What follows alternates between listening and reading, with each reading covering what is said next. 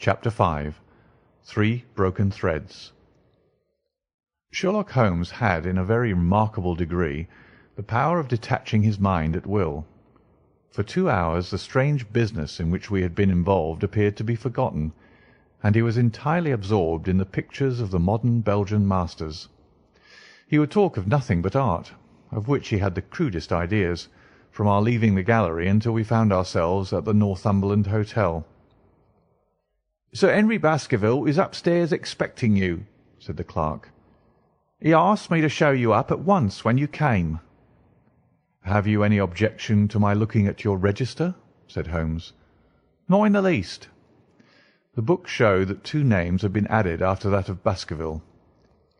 One was Theophilus Johnson and family, of Newcastle, the other Mrs. Oldmore and maid, of High Lodge, Alton. "Surely that must be the same Johnson whom I used to know," said Holmes to the porter. "A lawyer, is he not? Grey-haired, and walks with a limp?"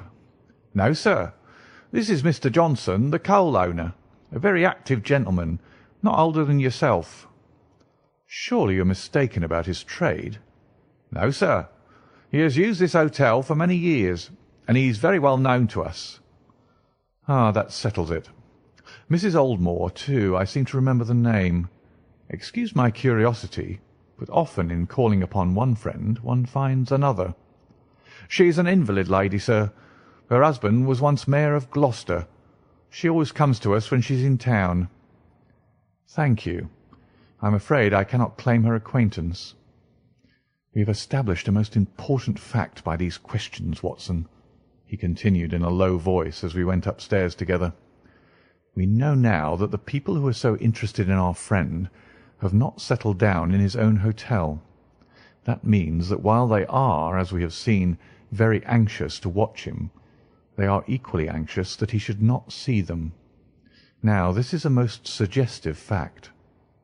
"What does it suggest?" "It suggests— Hello, my dear fellow, what on earth is the matter?" As we came round the top of the stairs, we had run up against Sir Henry Baskerville himself. His face was flushed with anger, and he held an old and dusty boot in one of his hands. So furious was he that he was hardly articulate, and when he did speak it was in a much broader and more western dialect than any which we had heard from him in the morning. "Seems to me they are playing me for a sucker in this hotel," he cried. "They'll find they've started into monkey with the wrong man unless they are careful. By thunder, if that chap can't find my missing boot, there'll be trouble. I can take a joke with the best, Mr. Holmes, but they've got a bit over the mark this time." "Still looking for your boot?" "Yes, sir, and mean to find it." "But surely you said that it was a new brown boot?"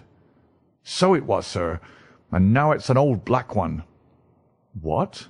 You don't mean to say—" "That's just what I do mean to say. I only had 3 pairs in the world, the new brown, the old black, and the patent leathers, which I'm wearing. Last night they took one of my brown ones, and to-day they have sneaked one of the black. Well, have you got it? Speak out, man, and don't stand staring." An agitated German waiter had appeared upon the scene. "No, sir. I have made inquiry all over the hotel, but I can hear no word of it." "Well, either that boot comes back before sundown, or I'll see the manager and tell him that I go right straight out of this hotel." "It shall be found, sir. I promise you that if you'll have a little patience it will be found." "Mind it is, for it's the last thing of mine that I'll lose in this den of thieves. Well, well, Mr. Holmes, you'll excuse my troubling you about such a trifle." "I think it's well worth troubling about." "Why? You look very serious over it." "How do you explain it?" "I just don't attempt to explain it. It seems the very maddest, queerest thing that ever happened to me." "The queerest, perhaps," said Holmes thoughtfully. "What do you make of it yourself?" "Well, I don't profess to understand it yet. This case of yours is very complex, Sir Henry. When taken in conjunction with your uncle's death, I am not sure that of all the 500 cases of capital importance which I've handled, there is one which cuts so deep.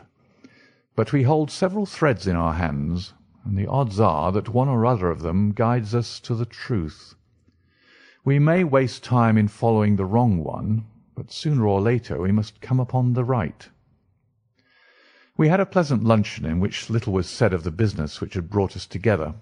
It was in the private sitting-room, to which we afterwards repaired, that Holmes asked Baskerville what were his intentions. "To go to Baskerville Hall." "And when?" "At the end of the week." "On the whole," said Holmes, "I think that your decision is a wise one. I have ample evidence that you are being dogged in London, and amid the millions of this great city it is difficult to discover who these people are or what their object can be. If their intentions are evil, they might do you mischief, and we should be powerless to prevent it. You did not know, Dr. Mortimer, that you were followed this morning from my house." Dr. Mortimer started violently. "Followed? By whom?" "That, unfortunately, is what I cannot tell you. Have you among your neighbours or acquaintances on Dartmoor any man with a black, full beard?" "No, or let me see. Why, yes, Barrymore, Sir Charles's butler, is a man with a full black beard." "Ha! Where is Barrymore?" "He is in charge of the hall." "We had best ascertain if he is really there, or if by any possibility he might be in London." "How can you do that?" "Give me a telegraph form. Is all ready for Sir Henry? That will do. Addressed to Mr. Barrymore, Baskerville Hall. What is the nearest telegraph office? Grimpen? Very good. We will send a second wire to the postmaster, Grimpen. Telegram to Mr. Barrymore to be delivered into his own hand. If absent, please return wire to Sir Henry Baskerville, Northumberland Hotel. That should let us know before evening whether Barrymore is at his post in Devonshire or not." "That's so," said Baskerville. "By the way, Dr. Mortimer, who is this Barrymore, anyhow?" "He is the son of the old caretaker, who is dead. They have looked after the Hall for 4 generations now. So far as I know, he and his wife are as respectable a couple as any in the county." "At the same time," said Baskerville, "it's clear enough that so long as there are none of the family at the Hall, these people have a mighty fine home and nothing to do." "That is true." "Did Barrymore profit at all by Sir Charles's will?" asked Holmes. "He and his wife had £500 each." "Ha! Did they know that they would receive this?" "Yes. Sir Charles was very fond of talking about the provisions of his will." "That is very interesting." "I hope," said Dr. Mortimer, "that you do not look with suspicious eyes upon everyone who received a legacy from Sir Charles, for I also had £1,000 left to me." "Indeed! And anyone else?" "There were many insignificant sums to individuals, and a large number of public charities. The residue all went to Sir Henry." "And how much was the residue?" £740,000. Holmes raised his eyebrows in surprise. "I had no idea that so gigantic a sum was involved," said he. "Sir Charles had the reputation of being rich, but we did not know how very rich he was until we came to examine his securities. The total value of the estate was close on to £1 million. Dear me, it is a stake for which a man might well play a desperate game. And one more question, Dr. Mortimer. Supposing that anything happened to our young friend here, you will forgive the unpleasant hypothesis, who would inherit the estate?" "Since Roger Baskerville, Sir Charles's youngest brother, died unmarried, the estate would descend to the Desmonds, who are distant cousins. James Desmond is an elderly clergyman in Westmoreland." "Thank you. These details are all of great interest. Have you met Mr. James Desmond?" "Yes. He once came down to visit Sir Charles. He is a man of venerable appearance and of saintly life. I remember that he refused to accept any settlement from Sir Charles, though he pressed it upon him." "And this man of simple tastes would be the heir to Sir Charles's thousands?" "He would be the heir to the estate, because that is entailed. He would also be the heir to the money unless it were willed otherwise by the present owner, who can, of course, do what he likes with it." "And have you made your will, Sir Henry?" "No, Mr. Holmes, I have not. I have had no time, for it was only yesterday that I learned how matters stood. But in any case I feel that the money should go with the title and estate. That was my poor uncle's idea. How is the owner going to restore the glories of the Baskervilles if he has not money enough to keep up the property? House, land, and dollars must go together." "Quite so. Well, Sir Henry, I am of one mind with you as to the advisability of you going down to Devonshire without delay. There is only one provision which I must make. You certainly must not go alone." "Dr. Mortimer returns with me." "But Dr. Mortimer has his practice to attend to, and his house is miles away from yours. With all the good will in the world he may be unable to help you. No, Sir Henry, you must take with you someone, a trusty man, who will be always by your side." "Is it possible that you could come yourself, Mr. Holmes?" "If matters came to a crisis, I should endeavour to be present in person, but you can understand that with my extensive consulting practice, and with the constant appeals which reach me from many quarters, it is impossible for me to be absent from London for an indefinite time. At the present instant, one of the most revered names in England is being besmirched by a blackmailer, and only I can stop a disastrous scandal. You will see how impossible it is for me to go to Dartmoor." "Whom would you recommend, then?" Holmes laid his hand upon my arm. "If my friend would undertake it, there is no man who is better worth having at your side when you are in a tight place. No one can say more confidently than I." The proposition took me completely by surprise, but before I had time to answer, Baskerville seized me by the hand and wrung it heartily. "Well, now, that is real kind of you, Dr. Watson," said he. "You see how it is with me, and you know just as much about the matter as I do. If you will come down to Baskerville Hall and see me through, I'll never forget it." The promise of adventure had always a fascination for me, and I was complimented by the words of Holmes and by the eagerness with which the baronet hailed me as a companion. "I'll come with pleasure," said I. "I do not know how I could employ my time better." "And you will report very carefully to me," said Holmes. "When a crisis comes, as it will do, I will direct how you shall act. I suppose that by Saturday all might be ready." "Would that suit Dr. Watson?" "Perfectly." "Then on Saturday, unless you hear to the contrary, we shall meet at the 10:30 train from Paddington." We had risen to depart when Baskerville gave a cry of triumph, and diving into one of the corners of the room, he drew a brown boot from under a cabinet.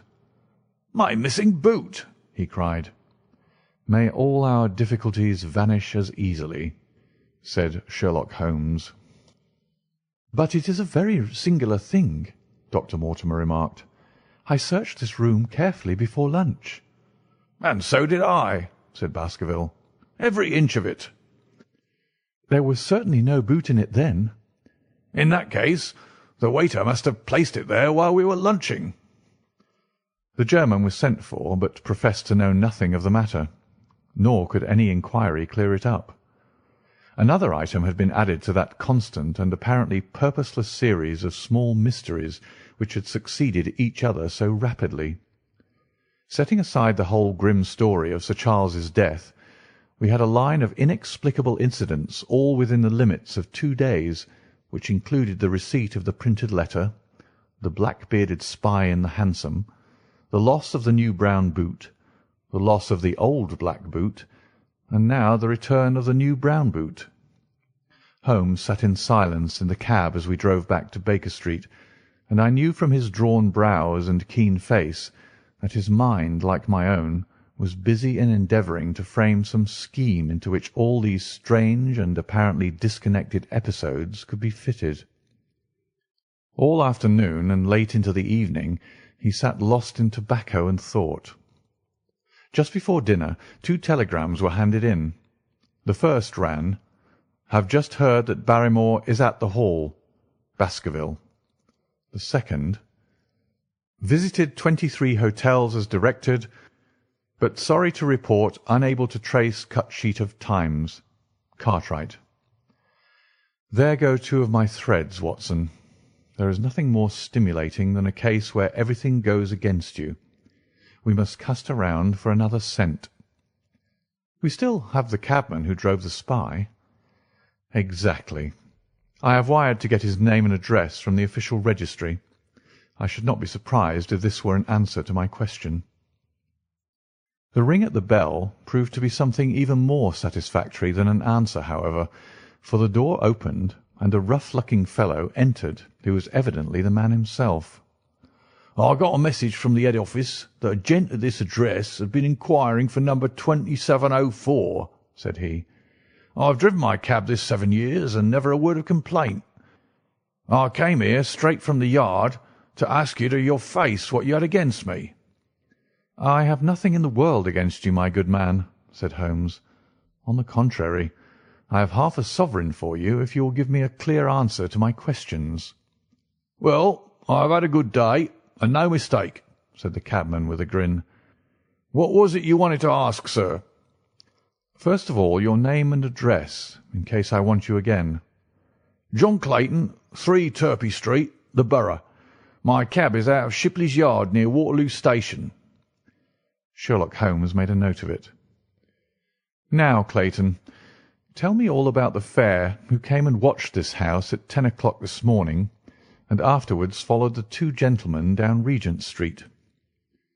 The man looked surprised and a little embarrassed. "Why, there's no good my telling you things, for you seem to know as much as I do already," said he. "The truth is that the gentleman told me that he was a detective, and I was to say nothing about him to anyone." "My good fellow, this is a very serious business, and you may find yourself in a pretty bad position if you try to hide anything from me. You say that your fare told you that he was a detective." "Yes, he did." "When did he say this?" "When he left me." "Did he say anything more?" "He mentioned his name." Holmes cast a swift glance of triumph at me. "Oh, he mentioned his name, did he? That was imprudent. What was the name that he mentioned?" "His name," said the cabman, "was Mr. Sherlock Holmes." Never have I seen my friend more completely taken aback than by the cabman's reply. For an instant he sat in silent amazement. Then he burst into a hearty laugh. "A touch, Watson, an undeniable touch," said he. "I feel a foil as quick and supple as my own. He got home upon me very prettily that time. So his name was Sherlock Holmes, was it?" "Yes, sir, that was the gentleman's name." "Excellent. Tell me where you picked him up and all that occurred." "He hailed me at 9:30 in Trafalgar Square. He said that he was a detective, and he offered me 2 guineas if I would do exactly what he wanted all day and ask no questions. I was glad enough to agree. First we drove down to the Northumberland Hotel and waited there until 2 gentlemen came out and took a cab from the rank. We followed their cab until it pulled up somewhere near here." "This very door?" said Holmes. "Well, I can't be sure of that, but I dare say my fare knew all about it. We pulled up half-way down the street and waited an hour and a half. Then the 2 gentlemen passed us, walking, and we followed down Baker Street and along—" "I know," said Holmes. "Until we got 3/4 down Regent Street. And my gentleman threw up the trap, and he cried that I should drive right away to Waterloo Station as hard as I could go. I whipped up the mare, and we were there under the 10 minutes. Then he paid up his 2 guineas, like a good one, and away he went into the station. Only just as he was leaving, he turned round and he said, 'It might interest you to know that you've been driving Mr. Sherlock Holmes.' That's how I came to know the name." "I see. And you saw no more of him?" "Not after he went into the station." "And how would you describe Mr. Sherlock Holmes?" The cabman scratched his head. "Well, he wasn't altogether such an easy gentleman to describe. I put him at 40 years of age, and he was of a middle height, 2 or 3 inches shorter than you, sir. He was dressed like a toff, and he had a black beard cut square at the end and a pale face.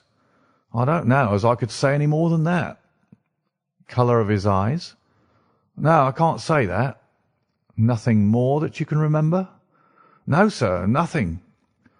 Well, then, here is your half-sovereign. There's another one waiting for you if you can bring any more information. Good night. Good night, sir, and thank you. John Clayton departed chuckling, and Holmes turned to me with a shrug of his shoulders and a rueful smile. Snap goes our third thread, and we end where we began, said he. A cunning rascal. He knew our number, knew that Sir Henry Baskerville had consulted me, spotted who I was in Regent Street, conjectured that I had got the number of the cab and would lay my hands on the driver, and so sent back this audacious message. I tell you, Watson, this time we have got a foeman who is worthy of our steel. I've been checkmated in London. I can only wish you better luck in Devonshire, but I'm not easy in my mind about it. About what? About sending you. It's an ugly business, Watson, an ugly, dangerous business, and the more I see of it, the less I like it. Yes, my dear fellow, you may laugh, but I give you my word that I shall be very glad to have you back safe and sound in Baker Street once more. End of chapter 5.